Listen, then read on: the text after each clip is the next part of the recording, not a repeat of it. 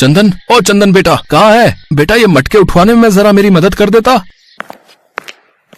अरे किसे आवाज लगा रहे हो? चंदन मुखिया जी के घर गया हुआ है। बोल रहा था उनके बेटे किशोर ने गांव के सब बच्चों को अपने घर बुलाए हैं। जरूर कोई नई चीज शहर से मंगवाई होगी। किशोर की आदत है, जब भी कुछ नया मंगवाता है गांव के बच्चों को चिढ़ाने के लिए बुला लेता है। अब चंदन देखना, आते ही कोई फरमाइश रख देगा। वो आ गया।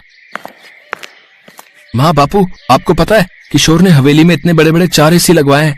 उसके कमरे का एसी तो मानो ऐसा चल रहा था जैसे बर्फ की सिल्ली पर बैठे हो। बापू काश हम भी एसी में रह पाते, इतनी गर्मी पड़ रही है, एसी के अलग ही मजे हैं।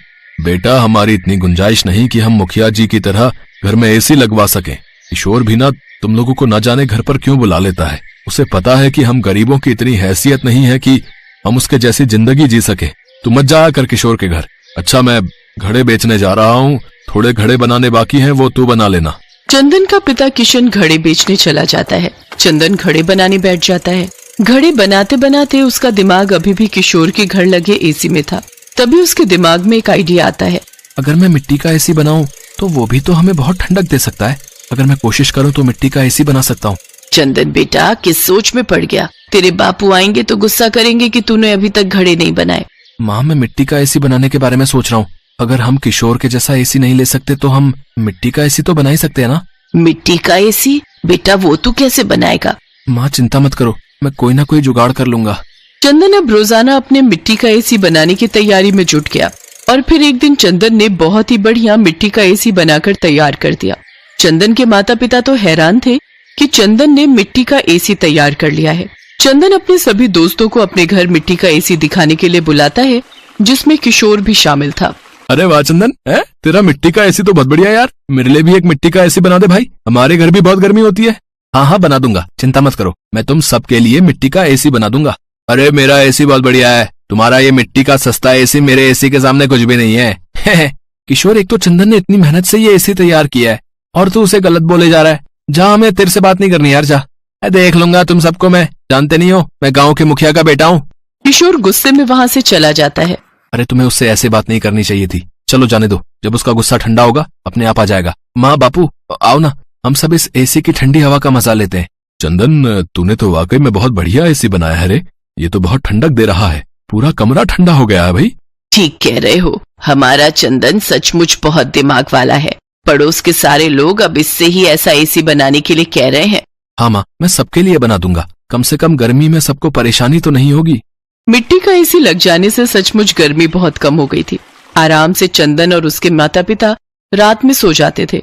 पर एक दिन चंदन अपने माँ बापू के साथ बाजार गया हुआ था। जब वो वापस लौटा तो उसने देखा उसके घर की खिड़की खुली हुई है और उसका मिट्टी का एसी टूटकर बिखरा पड़ा है। माँ बापू, ये क्या हो गया? हमारा एसी किसने तोड़ दिया? हमारे घर में कौन आ सकता है? क्या पता कोई जानवर घर में घुस आया हो और वो एसी को तोड़ गया हो। मैं तो खिड़की का दरवाजा बंद करके गई थी, खिड़की कौन खोल सकता है? पर अगर जानवर भी घर में घुसता तो और सामान भी तो छेड़खानी करता, और सामान तो बिखरा हुआ ही नहीं है, सिर्फ एसी टूटा है। हो न हो जरूर किसी की साजिश है। तभी एक लड़का चंदन के घर आता है। चंदन, तेरा मिट्टी का एसी किशोर ने तोड़ा है। वो हंसते हुए अपने घर के नौकरों को ये बात बता रहा था, तब मेरे बापू ने सुन ली। तुम तो जानते ही हो बापू किशोर के घर पर काम करते हैं। बापू, किशोर ने ऐसा क्यों किया? मैंने उसका क्या बिगाड़ा था जो उसने मेरा एसी तोड़ दिया? मैंने कितनी मेहनत से बनाया था बापू। तभी मुखिया जी किशोर के साथ आ जाते हैं। अरे मुखिया जी, आप आइए आइए। किशन, मैं तो किशोर को यहाँ माफी मांगने के लिए लेकर आया हूँ भाई। किशोर बेटा, सबसे माफी मांगो। मुझे पता चल गया है कि किशोर ने चंदन का एसी तोड़ दिया है। ये बात मुझे इसकी माँ ने बता दी है। भले ही मैं गांव का मुखिया हूँ, पर मेरा खुद का बेटा गलत करे ये मैं कैसे बर्दाश्त कर सकता हूँ? अभी ये छोटा है, मैं इसे अभी तो समझा लूंगा, ताकि बड़े होने तक इसे सही गलत काम की पहचान हो जाए। किशोर बेटा, तुमने चंदन का एसी तोड़कर ठीक नहीं किया। चंदन से माफी मांगो। मुझे माफ कर दो चंदन, मुझसे गलती हो गई। मैं घबरा गया था कि अगर तुम्हारा मिट्टी का एसी आ गया है तो अब मेरे दोस्त मुझसे दूर हो जाएंगे। मेरे पास कोई भी खेलने के लिए नहीं आएगा, क्योंकि तुम सबके घर के लिए मिट्टी का एसी बनाने वाले हो। पहले मेरे एसी के बहाने सब बच्चे मेरे पास खेलने के लिए आ जाते थे, पर पिछले कुछ दिनों से कोई भी मेरे पास नहीं आया, इसलिए मुझे तुमसे ईर्ष्या होने लगी और मैंने तुम्हारा एसी तोड़ दिया। अब कोई बात नहीं किशोर, मैं नया एसी बना लूंगा। पर तुमने ये कैसे सोच लिया कि मैं और बाकी दोस्त तुम्हें छोड़कर चले जाएंगे? हम तुम्हारे दोस्त हैं यार, और दोस्त कभी एक दूसरे से अलग नहीं होते। तभी सारे बच्चे वहाँ आ जाते हैं। किशोर और चंदन एक दूसरे के गले लग जाते हैं। ये तो मुखिया का बड़प्पन था कि उसने अपने बेटे को अच्छी सीख दी। चंदन फिर से एक नया मिट्टी का एसी बनाता है। चंदन खुश था कि उसने एक बार फिर मेहनत करके मिट्टी का एसी बनाकर तैयार कर ही लिया। चंदन और उसके माता पिता बहुत अच्छे स्वभाव के थे। उन्होंने अपने पड़ोसियों की भी मदद की और भरी गर्मियों में थोड़ी राहत मिल जाए इसके लिए मिट्टी का एसी बनाकर उन गरीब गांव वालों को भी दिया। सब गांव वालों ने चंदन की बहुत तारीफ की। बहुत समय पहले की बात है। हस्तिनापुर गांव में सूरज के अस्त होने का समय हो गया था और चांद के निकलने का। तभी सूरज चांद से कहता है, अरे भाई एक बात बताओ, जब भी तुम आते हो तो कोई तुम्हें आदर सम्मान देकर प्रणाम क्यों नहीं करता?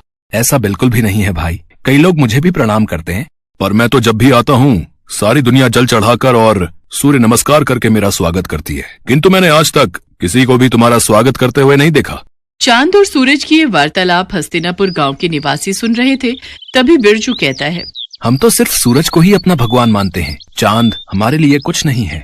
नहीं, ऐसी बात नहीं है। चांद भी हमारे लिए भगवान समान ही है। चांद भी हमें रोशनी देते हैं। सूरज भगवान तो हमें रोशनी और धूप देते हैं, लेकिन चांद वो हमें क्या देते हैं? लेकिन सारी रात तो हम सोए रहते हैं, तो फिर उस रोशनी का हम क्या करेंगे? हमें चांद की जरूरत नहीं है। हाँ, अगर चांद नहीं भी आएगा तो हमें कोई फर्क नहीं पड़ेगा।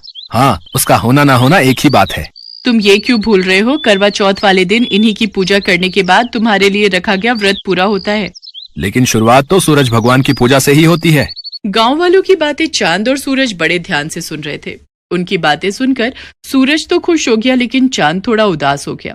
फिर सूरज चांद से कहने लगा, देखा, हस्तिनापुर के लोग भी मुझे ही अपना भगवान मानते हैं और उनकी नजर में तुम्हारी कोई अहमियत नहीं है।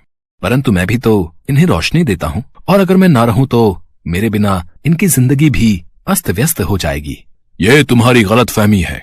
इन लोगों को तुम्हारी बिल्कुल भी जरूरत नहीं है। अगर मेरी जरूरत किसी को भी नहीं है तो ठीक है, आज के बाद मैं आऊंगा ही नहीं।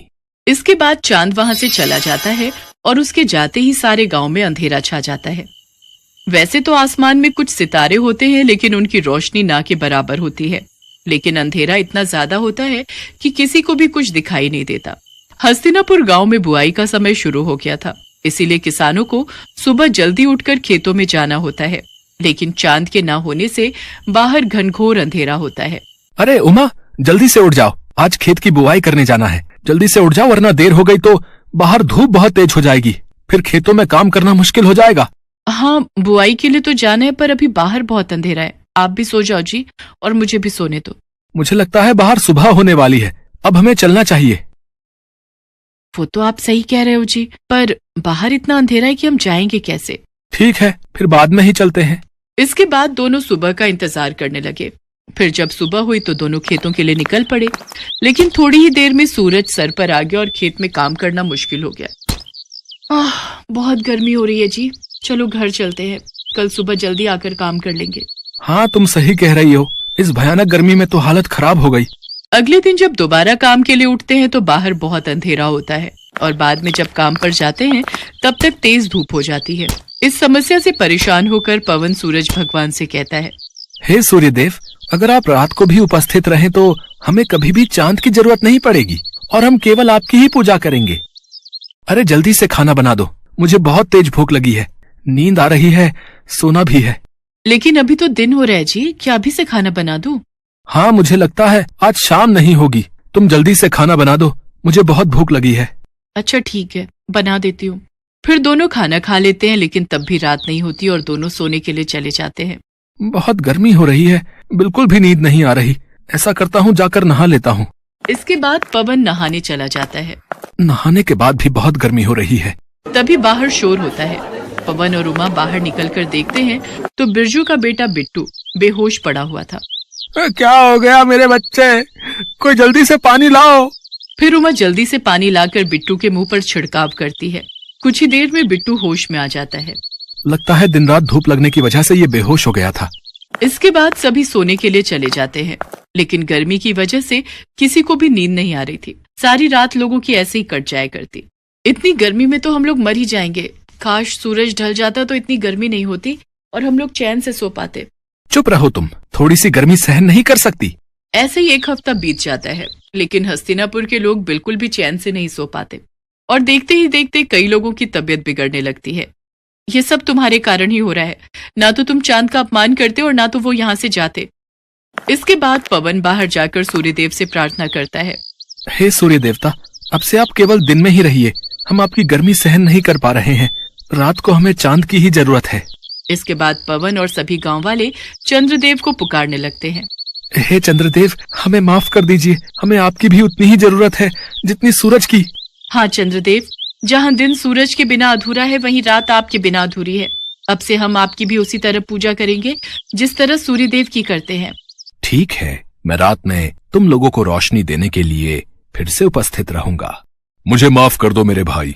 अब मुझे समझ आ गया है कि जितनी जरूरत इस दुनिया को मेरी है उतनी ही तुम्हारी। सूरज ढल गया और अंधेरा होने लगा। तब चांद ने अपनी रोशनी चारों ओर बिखेर दी। इसके बाद सभी गांव वालों ने सर झुकाकर चांद का स्वागत किया और सभी गांव वाले पूरे 1 हफ्ते बाद चैन की नींद सोए।